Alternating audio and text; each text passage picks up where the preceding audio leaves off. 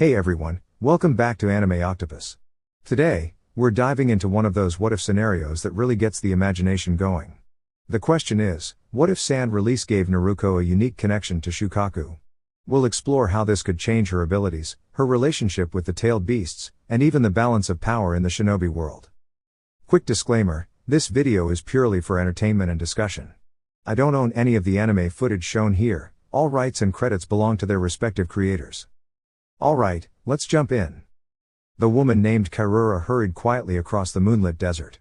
Her hair, light as golden sand, shimmered in the night breeze, and her long robes, woven in the style of the people of the sand village, fluttered behind her as she moved. Though her steps carried the weight of her expectant child, she pressed forward with remarkable determination. Her husband's choices had already brought great sorrow upon one of their children, and now he intended to repeat the same course again. Karura's heart ached at the thought, but she resolved firmly that it would not happen this time. One child had already been burdened by decisions that were not their own, and she would not allow another to face such hardship. She trembled slightly, recalling the trials of her past labors. The birth of her third child had nearly broken her, yet the wise elder Chio had intervened, preserving both her strength and her spirit. Even so, her husband expected her to endure the same struggle again. Karura, however, had reached her limit. She had remained patient, pretending to be fragile and subdued for many months, but at last she had found her moment to act. Now, beneath the starlit sky, she had left everything behind. Her heart was heavy, for she knew the road ahead would not be easy, but she carried hope for her child. With every step, she reminded herself, her little one deserved the chance to live freely, not bound by fear or imposed burdens. And so she ran forward into the night, her resolve shining as brightly as the desert moon. Kakashi moved effortlessly from branch to branch, making his way back toward the village. He had just completed a mission on the borders of the Fire Country. It hadn't been particularly difficult, and though he was still quite young, he carried himself with the calm confidence of someone far more experienced. A small smile tugged at his lips beneath his mask. His 14th birthday had passed while he was away, but Rin had already given him an early gift. She had kissed him and promised there would be something more waiting when he returned. Ever since Obito's passing, Kakashi had kept his word to look after Rin. Yet, as time went on, his feelings had grown beyond duty. He had started to care for her in the same way Obito once had. Still, guilt lingered. He often wondered if being so close to Rin was like stepping into the place where Obito should have been. That thought weighed heavily on him, but it also reminded him of the lessons Obito had left behind, lessons Kakashi carried with him every day. A sudden cry startled him from his thoughts. Instantly alert, Kakashi paused mid-step, his senses sharp. Though Konoha maintained an alliance with the Land of Rivers, border tensions were always unpredictable. He prepared himself for trouble, only to realize, moments later, that the sound came from a woman who had simply tripped over a root. Relieved, Kakashi slid his kunai back into place and dropped down from the tree line. "Miss," he said casually, his hands tucked in his pockets as he approached with his usual relaxed stance. "Are you all right?" The woman looked up quickly, fear flickering in her eyes before easing when she noticed his Konoha forehead protector. She offered a faint smile. "Yes. I'm fine. I was just walking," she replied softly. She didn't intend to reveal much, but what she hadn't expected was the genuine concern in his voice. Most shinobi would have dismissed her and gone on their way. This young man, however, actually cared. "Forgive me for stating the obvious," Kakashi continued gently, "but you're clearly expecting a child. There are no villages for miles around, only wilderness. I don't think you're from this direction, are you?"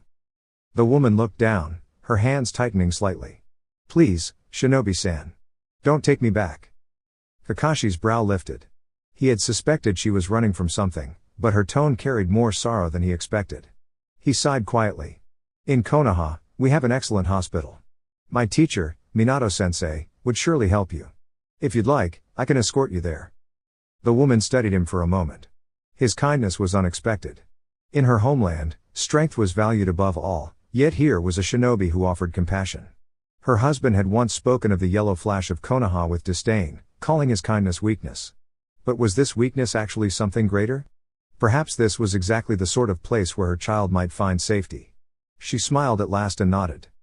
"Thank you, Shinobi-san. I would be grateful." Several days later, Kakashi returned to Konoha. He greeted the guards at the gate with a wave while supporting the woman, whose name he had learned was Karura, as they walked at a careful pace. He was impressed by her strength. Despite being more than 8 months along, she had managed the long journey with resilience. During the week-long trip, Kakashi had silently hoped that the baby wouldn't arrive before reaching the village. He had even sent Pakun ahead with a message, only to resummon the little hound in impatience, just 400 meters from the Hokage's tower. Pakun hadn't been pleased. Karura never revealed much about her past, but Kakashi understood one thing clearly: she didn't want to return.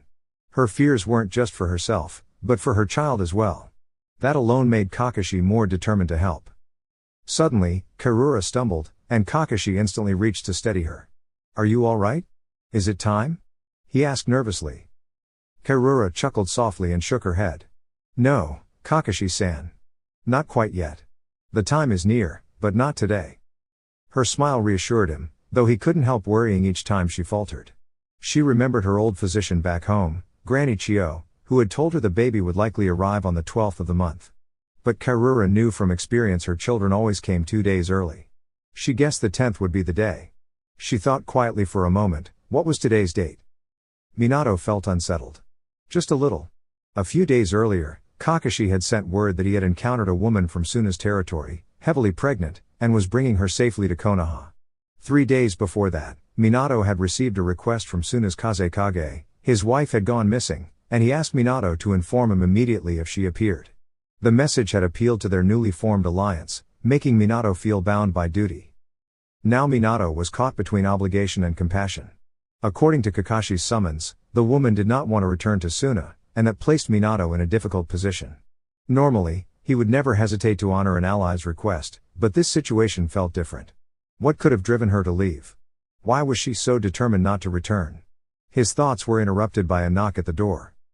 "Come in," Minato called. "Hokage-sama, Kakashi has returned from his mission and wishes to deliver his report," the shinobi at the door said politely. "Send him in," Minato replied with a soft sigh. Kakashi entered, bowed, and began, "Minato-sensei, I'm ready to give my full report." "To begin." "Kakashi, that's not necessary," Minato interrupted gently, waving a hand. "I already know your mission was successful. That much I never doubt from you. What I'd like to hear about is the woman who came back with you." Kakashi tilted his head slightly, surprised. "You mean Karura-san?" Minato stiffened at the name and muttered quietly, "Ah. Minato-sensei? What's the matter?" Kakashi asked, concerned. Minato exhaled slowly before speaking. "Kakashi, this may surprise you. A few days before your message, I received a request from someone else, about this very woman." Kakashi blinked. "Someone searching for her? They must be important, but sensei, I really don't think." "She is the Kazekage's wife," Minato revealed. Kakashi's eye widened. "Oh. I see." The room fell silent for a moment before Kakashi asked, "So? What do we do?" Minato straightened. "We'll begin by speaking to her directly. But for now, Kakashi, do not let on that we already know who she is." Kakashi nodded, then opened the door. "Karura-san, the Hokage will see you now." With help from the shinobi outside, Karura rose carefully, offering a polite bow before stepping into the office. "Thank you, Hokage-sama, for allowing me this audience." Minato gave her a kind smile and pulled a chair forward. "The honor is mine, Karura-san. Please, have a seat." Flustered, she sat down, murmuring, Thank you, Hokage-sama. Such courtesy is unexpected." Leaning against his desk, Minato spoke gently. "Kakashi tells me you're from Suna. Is that correct?" She nodded. "Then may I ask, why have you chosen not to return?" Karura lowered her eyes, hands fidgeting.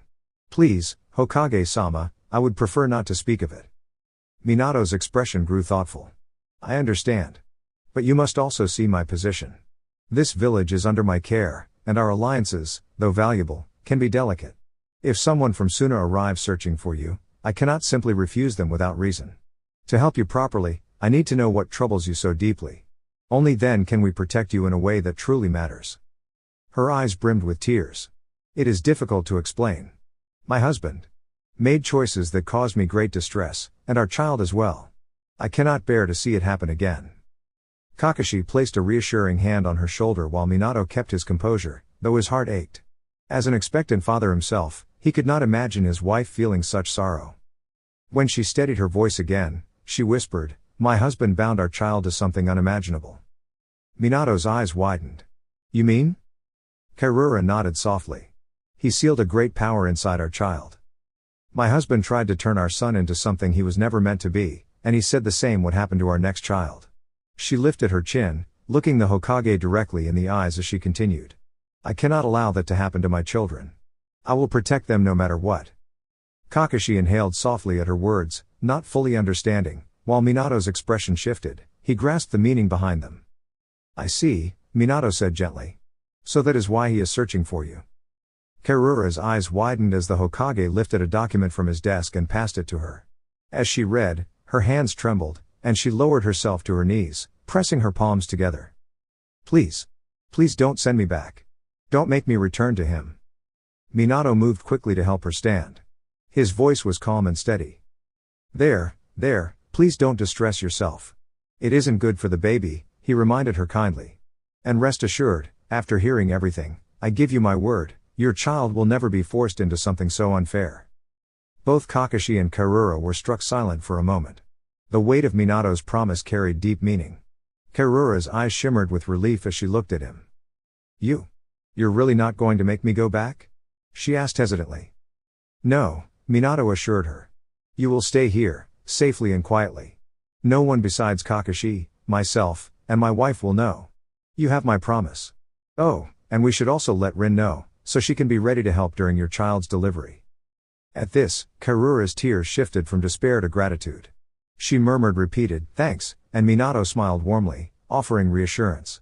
Kakashi stepped forward as well, no longer uncertain, but ready to provide the support of friendship and the assurance that Karura and her child would be cared for. Later that day, Kakashi guided Karura to Minato's home. Kushina would only hear a few details for now, with Minato planning to explain more in time. For the moment, everything was calm. Karura was safe, and the child she carried would be given a brighter future. The only concern lingering in Minato's thoughts was the Kazekage's soon-to-come visit. This will be a wonderful home, Karura said softly with a smile. Kakashi gave his familiar, easygoing smile with his single visible eye. Yes, it truly is, he replied. In spring, it's especially beautiful, the waterfalls glisten as they descend from the mountains, thunder rumbles gently through the trees, and on sunny days, you could sit on the monument forever, just gazing at the clouds. Karura giggled at the thought. My, Kakashi-san. Who would have thought that a skilled shinobi like you enjoys something as peaceful as cloud watching? Kakashi chuckled lightly. Well, sometimes the simple things are worth enjoying. They continued their cheerful exchange as they walked together. Soon, Karura's eyes widened in surprise when they arrived at the Hokage's residence. Oh. It's a little smaller than I imagined, she admitted. The building was only a few stories tall, about 25 meters across, painted a warm beige color, with a neat little lawn in front. Kakashi rubbed the back of his head. Really? I haven't been to many other villages except for the Chunin exams, so I don't really know what other Kage residences are like. It's not as if someone ever pointed out, that's the Kage's house. Karura nodded thoughtfully. I suppose that's true. Still, in the Sand Village, our home was more like a mansion. Every Kazekage since the second lived there. It was truly grand, sandstone pillars, cedar walls, and 7 stories high. It stretched nearly 75 meters wide and deep. On the 3rd floor, there was a porch where you could watch the sun rise above the desert hills. It was breathtaking. Wow, that sounds incredible, Kakashi said, eyes widening. How many people live there? Just the 5 of us, along with our children's caretakers, Karura explained. Kakashi blinked. That large a house for so few people? What did you even do with all the extra space? Karura tilted her head, thinking. You know, I never really considered it. Even I didn't know my way around the entire place. Only my husband seemed to know it perfectly. What he did with all those rooms, I'll never know. Well, Kakashi said with a light laugh, we'd better get you inside so Kushina-san can help you settle in. I'd prefer not to keep sensei waiting. And besides, Rin will scold me if I take too long. Karura smiled at his faint blush beneath the mask, and together they walked to the door. Kakashi knocked firmly. Yes, just a moment. Called out a voice from inside. A second later, the same voice sighed. Actually, if I already know you, just come in. Kakashi tilted his head but entered without hesitation. Kushina-san. Sensei asked me to bring a visitor. Oh, Kakashi. Perfect timing. Please bring them in. I'm a little stuck in the living room. Karura followed him in, suppressing a smile as they entered. There, on the couch, sat a vibrant red-haired woman who had clearly settled too deeply into her seat to get up easily. Despite being heavily pregnant, Kushina was strikingly beautiful and strong, wearing a simple tan dress with a blue shirt beneath. Kakashi, wonderful. Would you mind lending me a hand? Kushina asked with an exasperated sigh. Kakashi quickly helped her up, careful not to laugh. Karura, however, couldn't help herself and burst into laughter so bright she had to hold onto the doorway for balance. Karura-san, Kakashi hissed, his eye widening in alarm. Forgive me, Karura said between chuckles. It just reminded me of when I once got so stuck in a chair that it took 5 people to help me out. Her laughter rang warmly through the room, not mocking, but full of joy. Kushina narrowed her eyes at first, but then noticed Karura's own expectant form. With a sigh, she allowed the laughter to pass. After all, she knew very well the difficulties of pregnancy herself. When Karura finally composed herself, Kushina crossed her arms, though a small smile tugged at her lips. All right, Kakashi. Thank you for helping me. Now, would you mind explaining who this guest is that Minato asked you to bring here? She glanced at Karura's sandy robes with curiosity. She looks like she might be from Sunagakure. Kakashi nodded. Yes. Minato-sensei said he would explain everything when he returns. For now, the short version is that Karura-san here needed help, and I happened to meet her on my way back from a mission. After much consideration, he emphasized the words carefully, hoping to ease Kushina's worried expression. Sensei decided it would be best if she stayed here with you both for the time being. Kushina raised an eyebrow, her expression uncertain. What? She asked, folding her arms. Kakashi gave a nervous laugh, scratching his head. Well, that is. And she took a deep breath before blurting out, Minato-sensei said she was going to stay with you two for a while. Good to see you.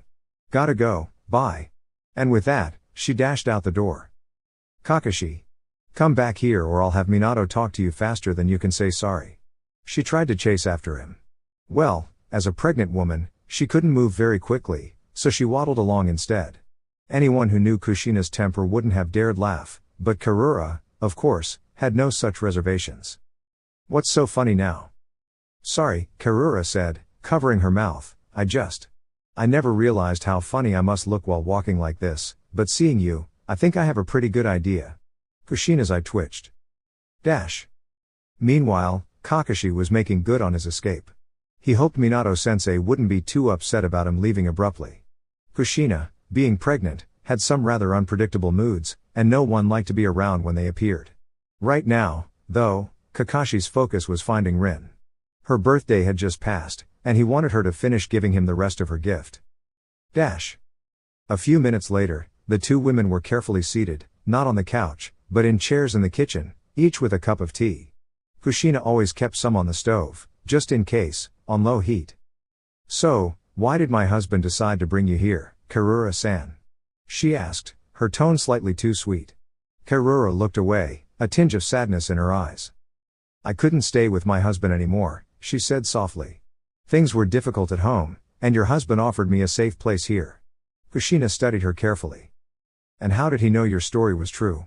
Did he just take you in immediately? Karura blinked in surprise. Are you implying I would lie to get here? Kushina smiled too pleasantly. I didn't say that. Did I? Karura frowned.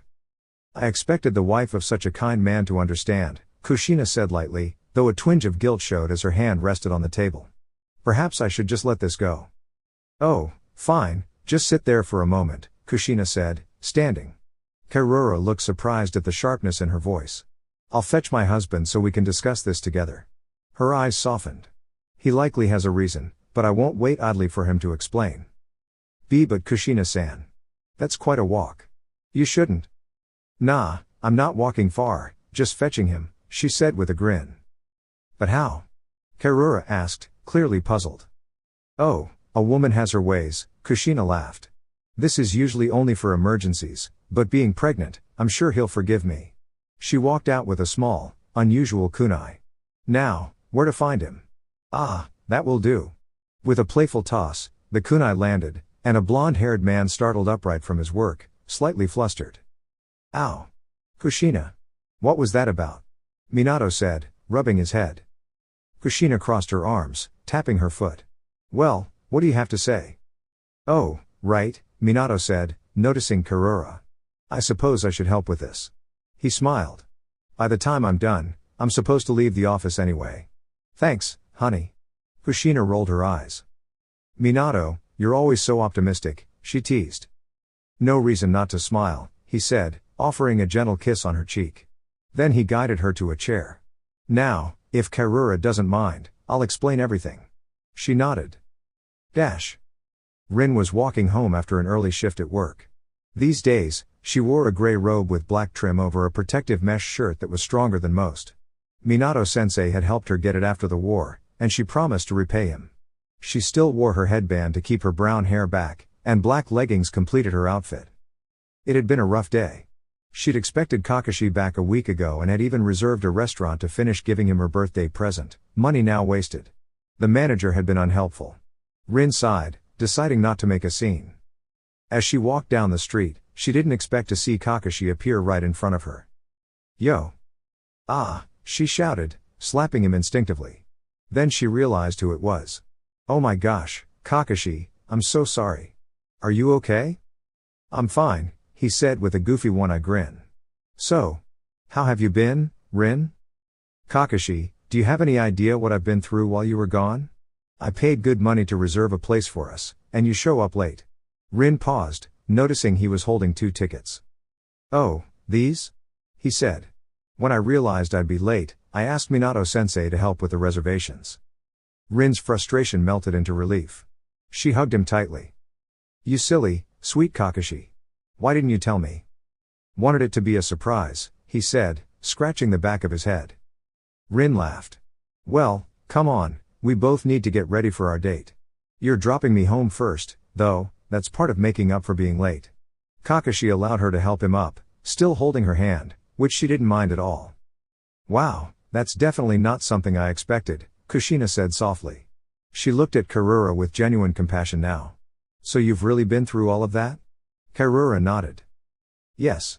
It's been incredibly challenging, living in such difficult circumstances, and knowing that my daughter will struggle to make friends. Tears welled up in her eyes. Kushina moved closer and gently embraced her. There now, it's okay. You have a safe place here. I'm sorry for being so quick to judge earlier. You don't have to face this alone. Minato glanced at the ceiling, slightly unsure of how his wife had shifted her demeanor so quickly after hearing Karura's story. Though it was a heavy tale, Kushina had always carried an aura of strength that could be intimidating. He simply attributed it to her nurturing instincts. She was due to welcome a baby soon, after all. Oh, speaking of next week. Kushina-hime? Karura-san? One more thing you might want to know.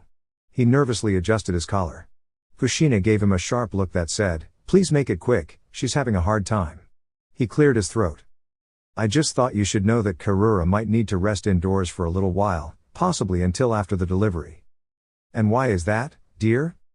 Well, it seems that Karura's due date is around the same time as yours, Kushina. Plus, the Kazekage is planning a visit in about a week and a half. Kakashi was genuinely impressed. When he arrived at Rin's house, he hadn't expected her to look so radiant. She always looked lovely, but tonight she had clearly made an extra effort. She wore a purple dress that complemented the markings on her cheeks, with delicate sleeves resting over her shoulders. A subtle sheer fabric allowed the markings to remain visible. Most of her hair was tied back in a neat ponytail, with a few strands framing her face. A deep red sash wrapped around her waist, tying elegantly on one side and trailing gracefully. She wore stylish black heels that added a refined touch. She giggled and asked if he had brought a spare mask, teasing that it would be awkward if his mask became damp. Kakashi smiled, his one-eyed grin visible, and gently lowered his mask. She glanced at him with a soft, knowing expression. They shared a lovely dinner. Minato had ensured that their favorite dishes were prepared, and they ate while chatting happily. He mentioned the lady he had met recently, hinting that she would meet her soon, but there was no rush to discuss it further. Rin simply nodded, trusting the timing. After dinner, they enjoyed a peaceful walk under the moonlight, stopping to admire the Hokage faces on the mountainside. Fireflies lit their path as crickets added a serene soundtrack. Eventually, they returned home. Thank you, Kakashi, for such a wonderful evening, Rin said shyly, a faint blush on her cheeks. I'm glad you enjoyed it, Kakashi replied with a soft smile. I hope the evening was as special for you as it was for me. He began to pull his mask back up. But Rin gently reached for his hand, stopping him. Her eyes were bright, her smile warm, and she guided him closer. They shared a heartfelt, innocent moment, cupping each other's faces and sharing a tender kiss, expressing feelings that had grown quietly over time. Eventually, they let go, both smiling and blushing. Happy birthday, Kakashi-kun, Rin whispered, stepping back slightly. She waved gently as she entered her home. Kakashi returned the wave with a goofy grin, feeling a mixture of joy and relief. The next morning, Kakashi sat up and shook his head. Huh? Where am I? She looked around, bewildered to find herself sitting in the middle of the street. Turning her head, she noticed Rin staring at her in surprise. Kakashi? Why are you still in your clothes from last night? And why are you in the middle of the street? Memories of the previous evening, especially the kiss, rushed back to Kakashi, and she fainted from overwhelming emotion. Kakashi-kun, Rin exclaimed, rushing her to the hospital, where Kakashi spent the day recovering from the unexpected shock. A small red-haired child was crying softly. She wanted her mother, but she wasn't there. Other people came, but none of them felt the same. Even those who looked similar didn't bring the same comfort. At just 9 months old, all she could truly sense were feelings, and she especially missed the warmth of her mother. Curling into a little ball, she rested on her side, covering her face with her tiny hands. Then, lifting them in surprise, she saw her. Her mother appeared just for a moment before disappearing again. The child's tears returned, but the comforting feeling lingered. Her mother's presence always felt safe and soothing.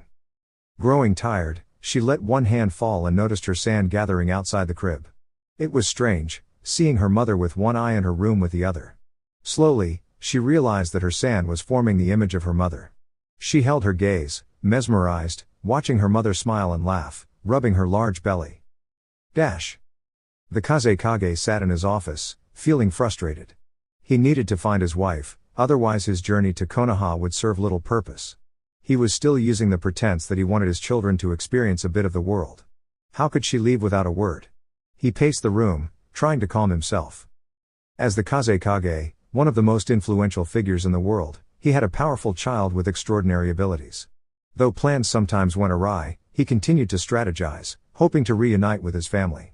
Looking out the window, a small smile appeared on his face. In 2 days, he would leave for Konoha, confident that circumstances would eventually favor him. 2 children, aged 2 and 3, were walking down the hallways of their home. The 3-year-old, a blonde girl, wore a small purple robe with a red sash.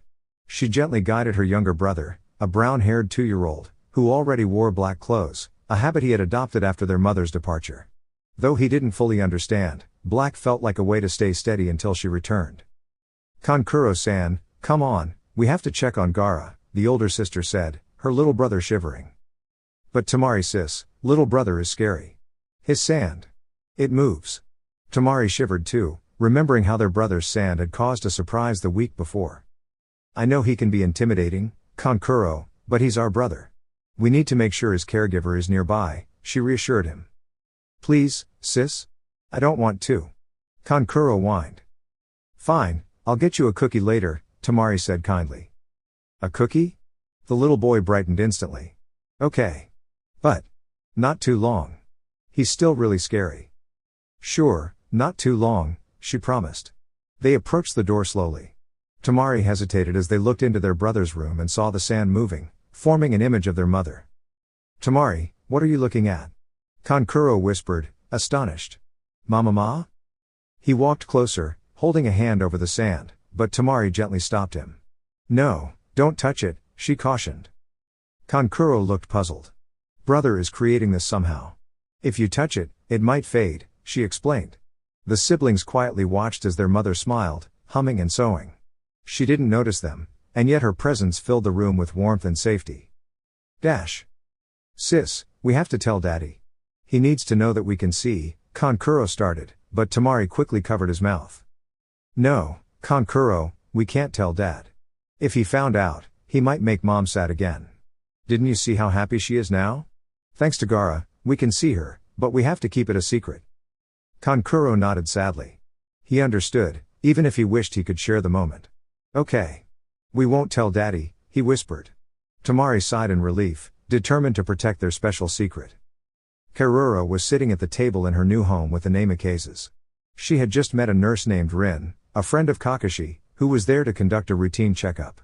Rin had been delayed by a few urgent patients, and with Tsunade no longer in the village, her skills were needed more than ever.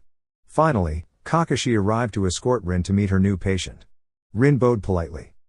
"Greetings, Karura-san. Kakashi has told me so much about you," Rin said warmly. Karura smiled in return. "Of course," Karura replied, observing the two adults standing nearby. She grinned playfully. "So, how long have you two known each other?"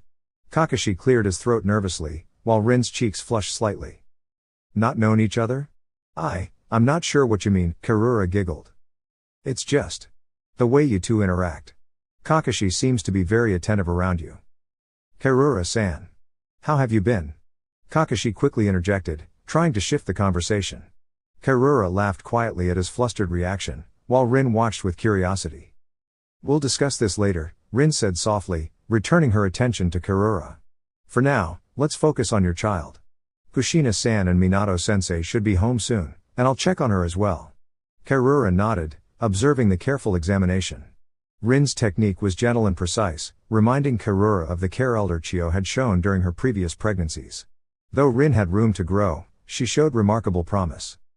After finishing her check, Rin paused and asked, "Kakashi-kun, could you fetch me my water bottle? I think I left my bag in the living room." Kakashi nodded and left. Rin waited, then spoke quietly to Karura. "You know, don't you?" Karura looked down. "You could tell?" Rin nodded. "What will you do? Your child will need a loving home." Karura looked up, a gentle sadness in her eyes. "I hope no one would know, and that Kushina and Minato could raise the child together. They would be wonderful parents," she said. Rin nodded knowingly, a soft smile on her face. "Yes, they would be, but I think it's important they hear the truth." Rin. Kushina needs you now." Minato's voice rang through the home. Kakashi and Rin hurried to the entryway, where Minato was clearly concerned. Kushina was struggling with discomfort, and Minato supported her carefully. Rin and Kakashi stepped forward to help guide them to the living room, where a specially prepared birthing space awaited. Rin quickly assessed the situation, offering calm reassurance and guidance to the parents-to-be. Minato's anxious questions flowed, but Rin's experience helped everyone stay focused. After a few tense moments, Rin's eyes widened slightly. She had discovered a complication that required careful handling. "Kakashi-kun, please assist Minato-sensei," Rin instructed. Kakashi nodded, slightly puzzled but ready to help. Rin took a deep breath and began carefully adjusting the situation. Using her knowledge of specialized chakra techniques, she stabilized the child's position. Karura observed closely, impressed by Rin's expertise. After several minutes, Karura carefully extended her hands over the child. Focusing her chakra, she gently guided the energy toward the baby, ensuring the child would be strong and safe. Minato watched in awe as Karura calmly explained her actions. "What exactly did you do, Karura-san?" he asked softly. "Minato-sama," Karura began, "I used a combination of chakra techniques I helped develop with Elder Chio. My goal was to ensure your child's safety and well-being. The child will be able to grow and thrive, supported by both of you." Minato's eyes shone with gratitude. "That's incredible.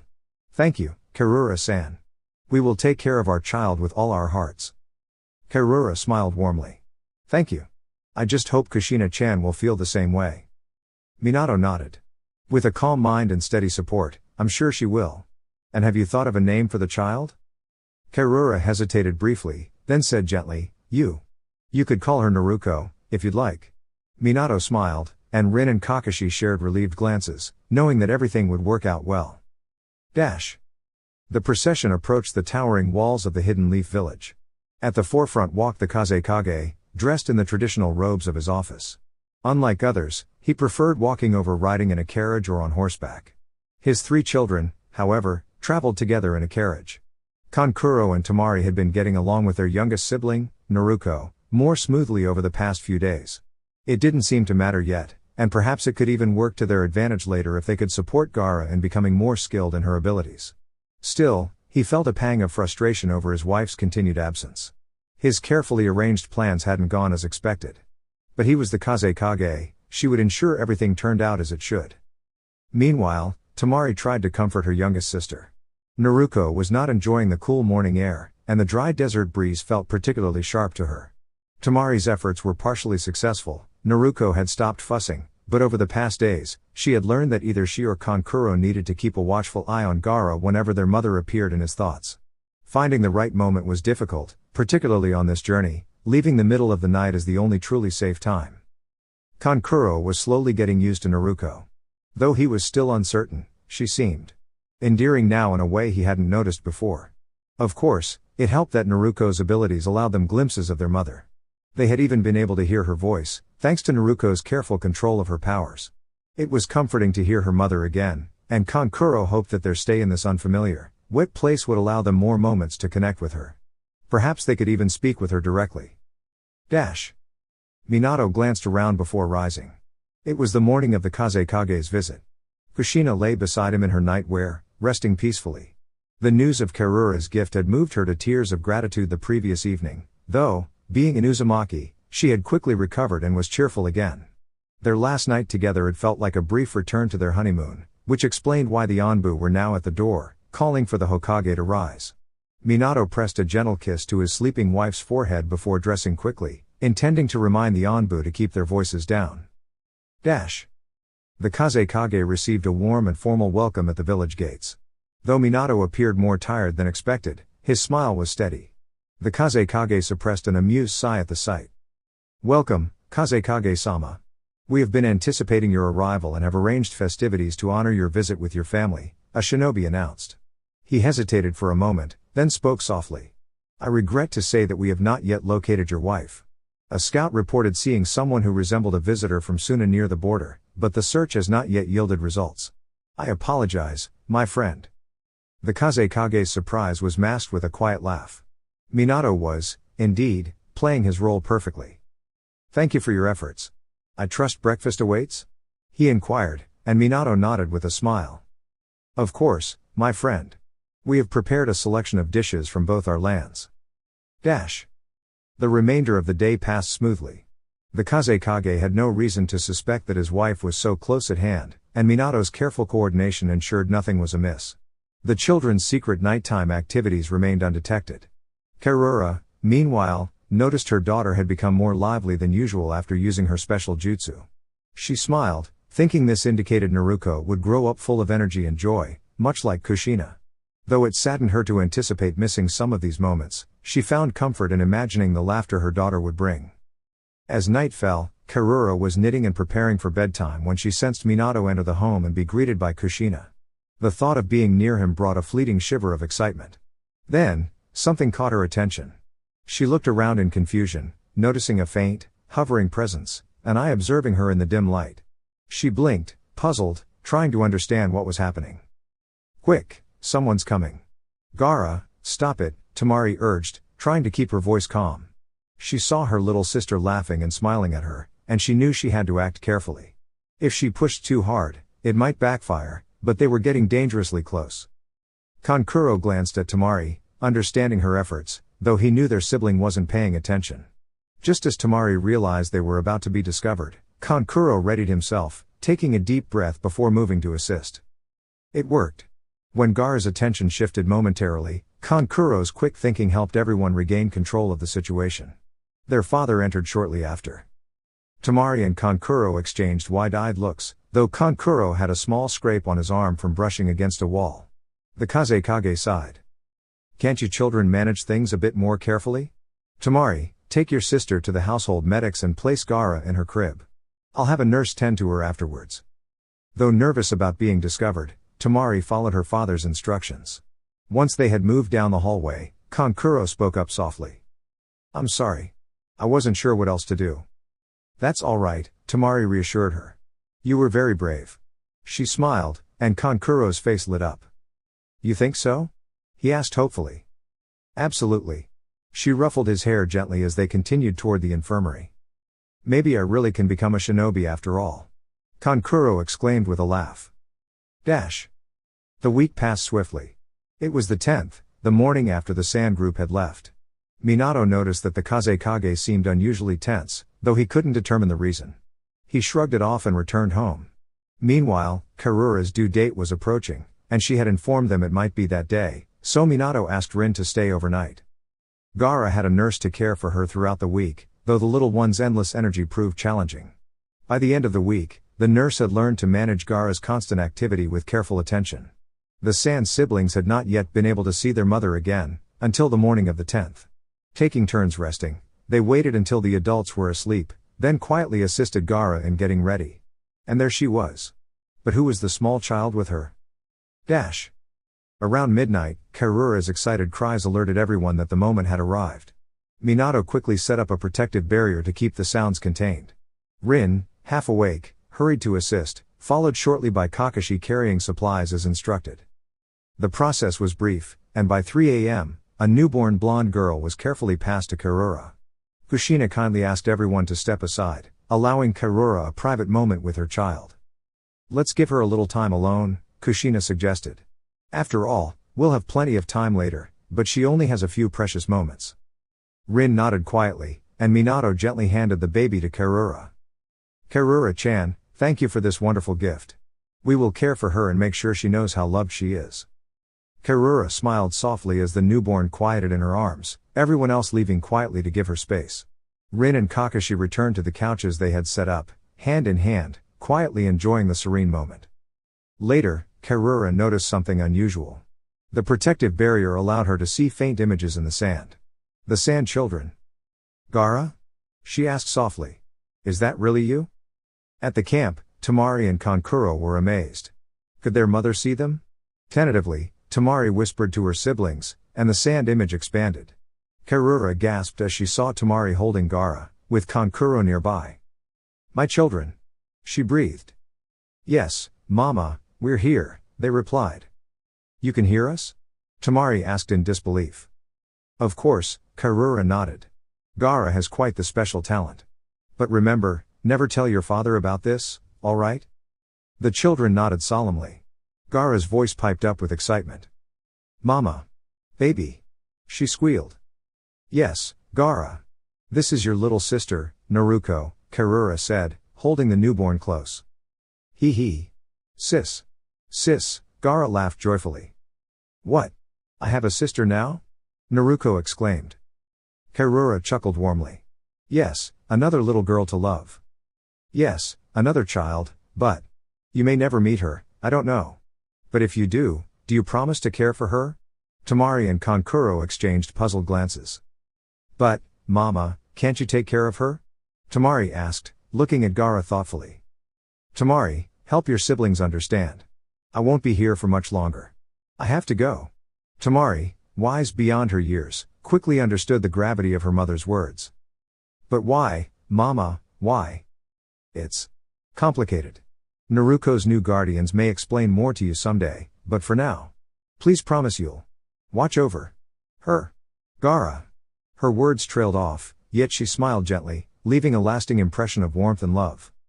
This moment would remain in their hearts forever, especially in Gaara's. He realized that his mother was entrusting him with Naruko's care, and he silently vowed to fulfill that promise. It was her wish, and her love guided him. Though many years would pass before he reunited with Naruko, he held on to this promise with unwavering determination. Dear YouTube family. This is all for now. If you enjoyed the content, please like, share, and subscribe to my channel, it really helps me keep creating. Thank you for your support. Regards. Anime Octopus.